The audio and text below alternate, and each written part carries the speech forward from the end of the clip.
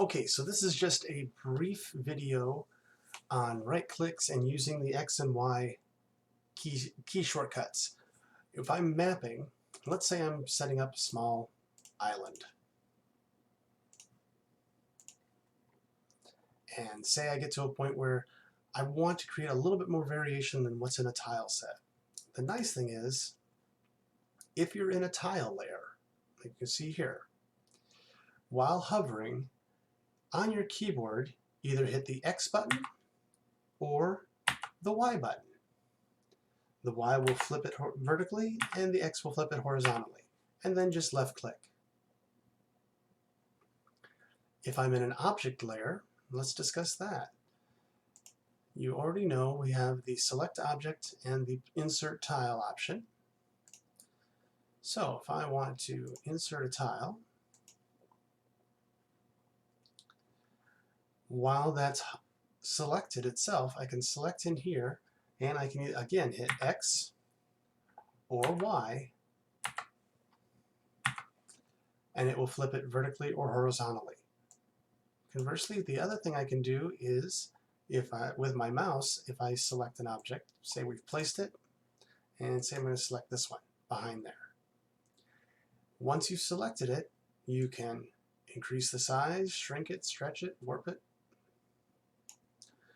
If you click in the box again, you can now also turn it slightly to adapt to your map. And again, hit X and changes the perspective, or Y flips it upside down. As far as I know, those are the two layers that can be affected with this. You cannot flip in the image layer. The image is, you're setting it in, you can move it about and such. So let's import an image real quick. And up here, if you've seen me do this before in some of our other videos, so I'm going to go up here, I'm going to right click, layer properties, and this box appears in the left hand column. Down here it says image. So click to the right, there's 3 dots, click again, and now I'm going to bring in, let's see, I'm going to bring in one of these buildings from way down here. Da, da, da, da, da, da.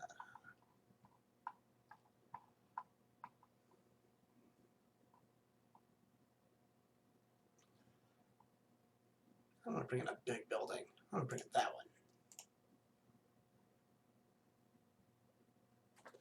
Now, in order to see that, we can close it out once you've imported your building in order to see that.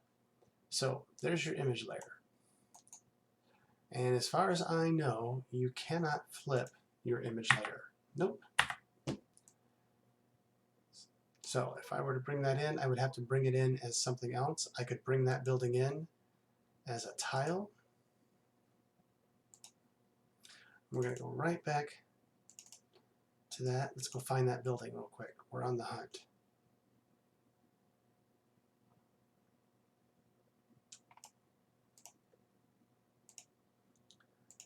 And I've got it set up for the correct ratios. That's why you see here it has 4 by 5. That's 4 by 5 times 140. So in order for me to place this, I need to be in a tile layer since I've imported it as a tile sheet. The image layer, we can move around free of the grid. You can even turn off the grid. Boink. Okay. But in order for me to place this, if I brought it into my tile sheet, I have to create a tile layer and stamp. Now in your tile layers, if you have objects that are multiple squares, if you're in a tile layer, you can bring them right in.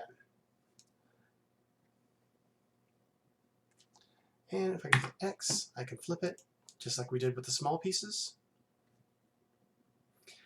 If you have multiple layers, multiple pieces in a layer and you want to use it in an object layer, then you're going to go and insert tile, the little picture, and you kind of have to put it together by hand.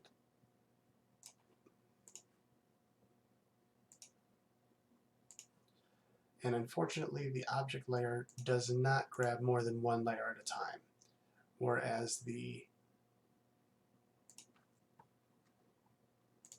tile layer will.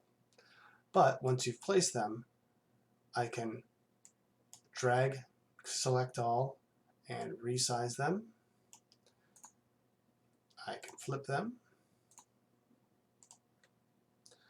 or I can turn them. So there's disadvantages and advantages of bringing in with different layers. Thanks for watching, and we'll see you in the next video.